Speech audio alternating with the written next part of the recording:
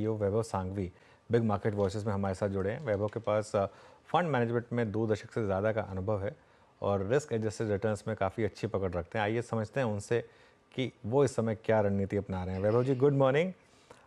एक अच्छा मूव रहा है ये मार्केट के लिए। एक एग्जिट पोल के बाद एक फाइनल आउटकम वाले दिन थोड़ी नर्वसनेस आई, एक शायद उसने कुछ डिफरेंशियल क्रिएट किया, उसके बाद मार्केट में वापस वन वे रैली हुई, हम ऑल टाइम हाई पर आए। यहाँ से अब आगे के लिए क्या व्यू रखें, स्पेशली जो नए इन्वेस्टर्स हैं वो क्या व्यू रखें इस समय? अनुज, आई थिंक हमने काफी अच्छी काफी वॉलिटिलिटी देखी है लास्ट मंथ में। गोइंग फॉरवर्ड जो मुख्य पहलू रहेंगे या मुख्य मार्कर्स रहेंगे, फर्स्ट ऑफ ऑल बजट एक बहुत ही बड़ा इंपॉर्टेंट इवेंट है। ये सेट करेगा कि डायरेक्शन की अगले 5 साल इन terms of the economic policies कैसी रहेगी। हालांकि हमें लगता नहीं है कि इतना कोई फेरबदल रहेगा, और हमें लगता है कि कंटिन्यूड सप्लाई साइड फोकस बना रहेगा। एट द सेम टाइम थोड़ा कंजम्पशन में पॉसिबिलिटी है कि उसमें कुछ एनकरेजमेंट करने के लिए we may see some smaller steps. अगर बजट फिस्कल डिसिप्लिन को अडियर करता है और लॉन्गर टर्म फिस्कल कंसोलिडेशन के मैप पे चलता है, तो हमें लगता है कि ये रैली कंटिन्यूड रहेगी from a medium to long term perspective.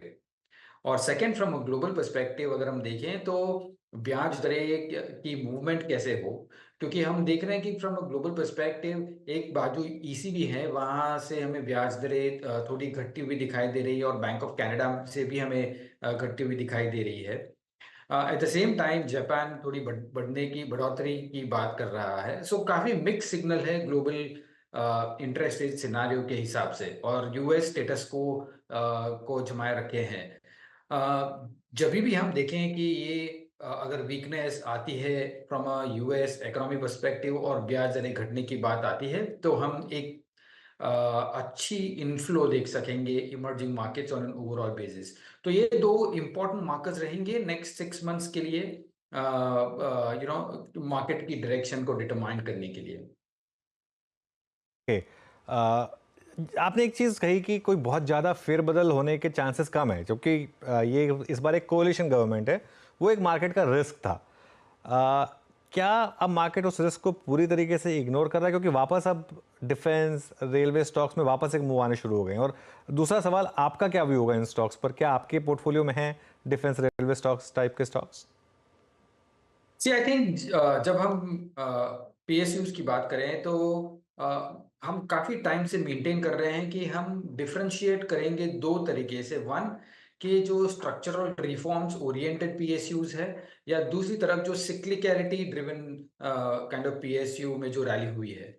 हम फोकस करेंगे स्ट्रक्चरल रिफॉर्म्स के के साइड। और जब स्ट्रक्चरल रिफॉर्म्स की बात करते हैं तो डिफेंस एक डेफिनेटली एक ऐसी थीम है जहाँ पे मेक इन इंडिया को बहुत ही अच्छा महत्व दिया जा रहा है। उसमें काफी रिफॉर्म्स हो रहे हैं और उनको एनकरेजमेंट प्रोत्साहन दिया जा रहा है। सो हमें लगता है कि वो थीम पे बढ़ते बढ़ते आई थिंक रहना चाहिए on a medium to longer term perspective.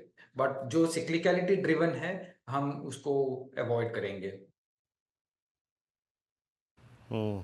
लेकिन वैभव जी, अगर मैं जून के शुरुआत से लेके जून के ऑलमोस्ट अब अंतिम छोर तक आते आते अगर कोई बिगेस्ट डिसअपॉइंटमेंट, कोई निराशा अगर बाजार के हाथ लगी है, तो वो है मॉनसून के अब तक के नंबर्स, जो कि काफ़ी कम है, सब्सटेंशियल डिफरेंस है। ऐसे में आपका निफ्टी एफएमसीजी पे व्यू क्या है इस वक्त, और स्पेशली बैंक्स पर भी इस मद्देनज़र? जी, आई थिंक वीरेंद्र, अपन जब फोकास्ट हुई थी मॉनसून, तो एक एक्सपेक्टेशन था कि the first half of the monsoon थोड़ी वीक रहेगी, but from a gradual perspective वहां से पिकअप होना चालू होगा। तो अगर एफएमसीजी इंडेक्स या जो भी इंडेक्स ये इसके मध्य चलते अगर समझो करेक्ट हो रहे हैं, तो एक अच्छी अपॉर्चुनिटी मिल सकती है उनको लोअर लेवल्स पे एक्यूमुलेट करने के लिए। बट ओनली कैविएट इज के जो नतीजे आएंगे, नतीजों के बाद ये स्पेस में देखना चाहिए। तब तक के लिए जस्ट वेट एंड वॉच, अच्छे लेवल्स भी आ सकते हैं। और उसके बाद जो जब सेकेंड हाफ में मानसून की रिकवरी हो सकती है, तब हम देख सकते हैं इसमें काफ़ी अच्छी तरह से मोमेंटम पकड़ सकते हैं। अच्छा, आपकी वीकेंड पे जो स्टडी थी वैभव जी, स्पेशली एसेंशियल के नंबर्स के बाद उनकी जो कमेंट्री रही, आईटी स्टॉक्स में मूव तो आया, लेकिन वो एक टिपिकल इंट्राडे मूव था, वो प्रॉफिट टेकिंग में कन्वर्ट हो गया। अब अगले महीने ऑलमोस्ट सेकेंड वीक से आपका अर्निंग सीजन शुरू हो जाएगा, किक स्टार्ट हो जाएगा। निफ्टी आईटी अभी भी बहुत, अगर आप देखें, लोअर ट्रैजेक्टरी से प्लेस्ड है। आप लोगों ने आईटी में कोई सिलेक्टिव बाइंग करी है क्या, और व्यू क्या है इस वक्त आईटी पे, स्पेशली एसेंशियल के नंबर्स के बाद? आई थिंक वेद, हमें ये एक सेक्टर टर्न अराउंड सेक्टर लगता है, जहाँ पे हमें एक कंफर्ट है वैल्यूएशंस का। सेकेंड, हमें लगता है कि बिजनेस मोमेंटम और बिजनेस में बॉटमिंग आउट दिख रही है। अगर हम कमेंट्री भी देखते हैं, काफ़ी मैनेजमेंट की मीटिंग्स में भी देखते हैं, तो एक क्लियर इंडिकेशन है कि एटलीस्ट बिजनेस बॉटम आउट हो चुके हैं, और यहाँ से कितनी देर पे रिकवरी होगी वो देखना पड़ेगा। But from a macro stand point, जिस हिसाब से आर्टिफिशियल इंटेलिजेंस की जो हमें हमको भय था कि ये काफ़ी डिसरप्ट कर लेगी इंडस्ट्री को, इनफैक्ट ये काफ़ी रेवेन्यू को प्रोत्साहन दे रही है। हम नए ऑर्डर्स देख रहे हैं कि वहाँ से आ रहे हैं। सो ऐसा एक सेक्टर है जहाँ वैल्यूएशंस वेरी रीजनेबल है from a cash flow perspective, cash flow yield perspective. Business bottoming out है। रुपी अगर हम देखें तो मार्जिनल डेप्रिसिएशन की दौर पे चल रहा है, क्योंकि डॉलर इंडेक्स स्ट्रांग हो रहा है। So from an overall macro perspective हमें लगता है कि ये एक सेक्टर है फ्रॉम मीडियम टर्म पर्सपेक्टिव, यहाँ से अच्छा रिटर्न दे सकता है। और वैभव, एक स्पेस जो काफ़ी एक्टिव हो गई है वो है टेलीकॉम।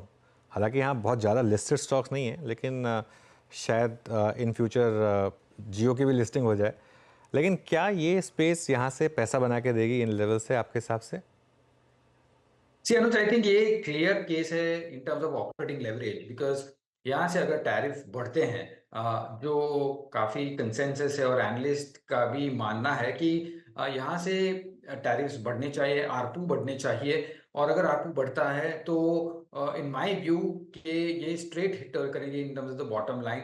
और from a longer term perspective इसमें तो बिजनेस में तो कोई डिबेट है ही नहीं, प्योरली बिकॉज जो जिस हिसाब से डेटा कंजम्पशन हो रही है, जिस हिसाब से पेनिट्रेशन हो रही है, तो मुझे नहीं लगता है कि from a business stand point में कोई एनी इशू है। सो अगर वो टैरिफ्स बढ़ते हैं या आरपू में कन्वर्ट होते हैं अच्छी तरह से, तो इनकी प्रॉफिटेबिलिटी बहुत ही अच्छी बन सकती है, और मीडियम टू लॉन्ग टर्म के लिए ये एक्साइटमेंट कंटिन्यूड रहेगा फ्रॉम अ सेक्टरल पर्सपेक्टिव। एक और स्पेस जो मैं आपसे एक आपका व्यू जानना चाह रहा था वो है फार्मा। ऑफ लेट काफ़ी शानदार मूव्स आए हैं फार्मा स्टॉक्स में। इसका क्या कारण है, और क्या आपके हिसाब से ये कंटिन्यू करेगा? आपके पोर्टफोलियो में है क्या फार्मा स्टॉक्स? ओवरवेट हैं आप या अंडरवेट हैं यहाँ पर? सी फार्मा हमारे लिए हमेशा बॉटम अप ड्रिवन सेक्टर रहा है, क्योंकि हर एक सेक्टर की, हर एक स्टॉक की यूएस एफडीए साइकिल अलग है, या हर एक स्टॉक की अप्रूवल साइकिल अलग है। सो जिस हिसाब से अपॉर्चुनिटी कहाँ यूएस में फोकस है, डोमेस्टिक में फोकस है। बट एक और दो ट्रेंड, एक या दो ट्रेंड में शायद बताना चाहूँगा कि वन की यूएस जेनरिक प्राइसिंग अगर हम देखते हैं कि वहाँ थोड़ी प्रेशर बढ़ रही है from a pricing perspective. Secondly, हमें लगता है कि डोमेस्टिक इंडस्ट्री, जो डोमेस्टिक फार्मिंग, डोमेस्टिक की बात करें तो यहाँ प्राइसेस हालांकि स्टडी है, या वॉल्यूम ग्रोथ एक है जो जहां आपको कंसंट्रेट करना है। अगर वहां जिधर भी बढ़ोतरी होती है, जहां ब्रांडेड डोमेस्टिक सेल्स बढ़ रही है, हमें लगता है वो कंपनियां हैं जहां हमें ध्यान देना चाहिए। सो काफी बॉटम अप ड्रिवन सेक्टर है, तो ऑफ कोर्स एक्सपोजर्स तो रहेंगे both on the long side and the short side. But from overall sectoral view अगर हम बात करें तो काफी न्यूट्रलिश है। इस बीच बैंक निफ्टी करीब 51,334 पे रिकवरी देके आता हुआ। और मैं एक बात जो यहाँ पे कहना चाह रहा था वो ये कि एचडीएफसी बैंक ने एज ऑफ नाउ आज की सॉफ्टनेस ने भी शुक्रवार के स्विंग लो को नहीं वायलेट किया। 1655 पे ट्रेड करता हुआ एचडीएफसी बैंक का। लेकिन वैभव जी, लास्ट वीक जो काफ़ी डिस्कशन का केंद्र रहा वो थे केमिकल स्टॉक्स, उनके मूव। हमने तो विशेषज्ञों से बात भी करी, उनका ये कहना था कि शायद अब वो चाइना की डंपिंग, जो कि बीते एक साल से अगर आप देखें पूरे प्राइसिंग को अगर आप देखें, एनवायरनमेंट को ख़राब कर रही थी, वो अब कम हो गई है। वहाँ की खुद लोकल डिमांड जो है वो आई थिंक वो डंपिंग इश्यूज़ को कुछ समय के लिए रेस्ट्रिक्ट करेगी। आप लोग अर्निंग्स का वेट करेंगे या फिर आप लोगों ने कोई कॉन्ट्रा कॉल ली है केमिकल में? नहीं, of course I think Virendra, ये सेक्टर लास्ट 1 साल में काफ़ी टर्मोइल देख चुका, टर्बुलेंस देख चुका है। और अगर हमें कोई भी साइंस मिलते हैं कि जहाँ डीस्टॉकिंग हो रही है या इन्वेंट्री क्लियर अप हो रही है, तो ये सेक्टर में पॉसिबल है कि एक टैक्टिकल ट्रेड बन सकता है on the upside. So it is the sector is interesting, but we are still waiting कि ऑन ग्राउंड चैनल चेक्स के हिसाब से इन्वेंट्री की क्या सिचुएशन है, प्राइसिंग की क्या सिचुएशन है, चाइना में क्या हो रहा है। सो काफ़ी वेरिएबल्स है इसमें, बट एक इंटरेस्टिंग सेक्टर बन सकता है फ्रॉम अ ट्रेड पर्सपेक्टिव।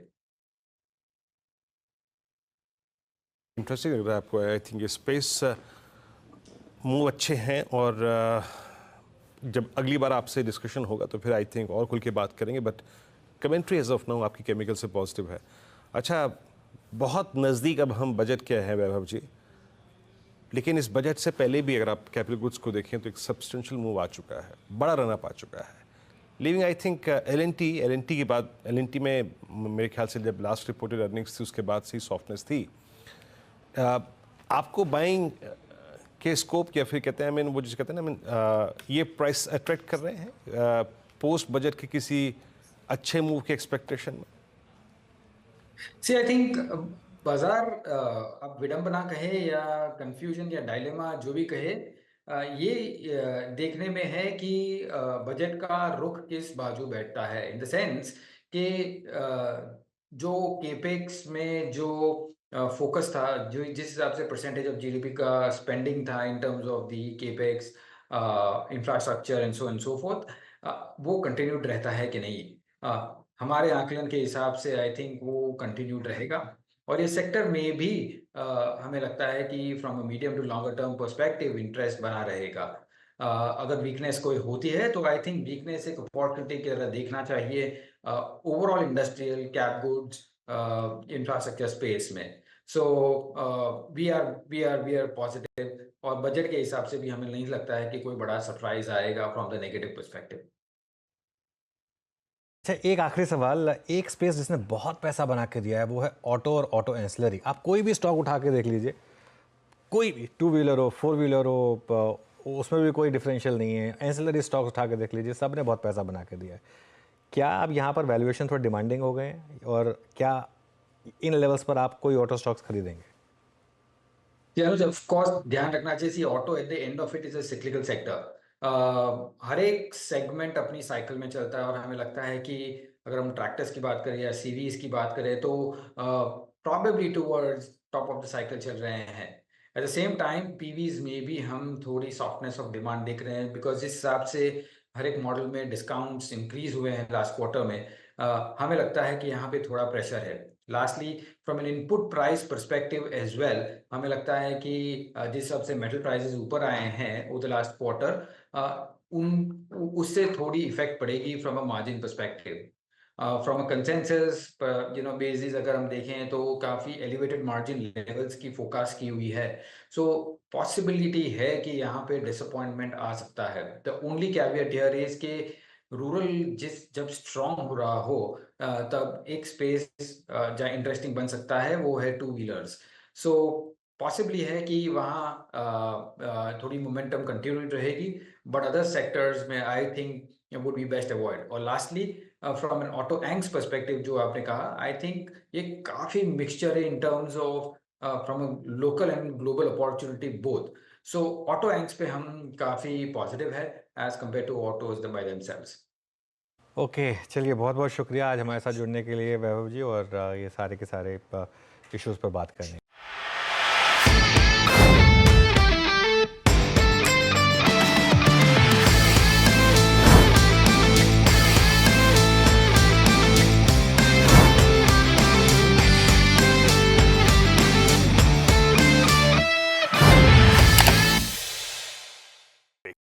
बता दें कि मनी कंट्रोल पर दिए गए विचार एक्सपर्ट्स के अपने निजी विचार होते हैं। वेबसाइट या मैनेजमेंट इसके लिए उत्तरदायी नहीं है। यूजर्स को मनी कंट्रोल की सलाह है कि कोई भी निवेश निर्णय लेने से पहले सर्टिफाइड एक्सपर्ट की सलाह लें।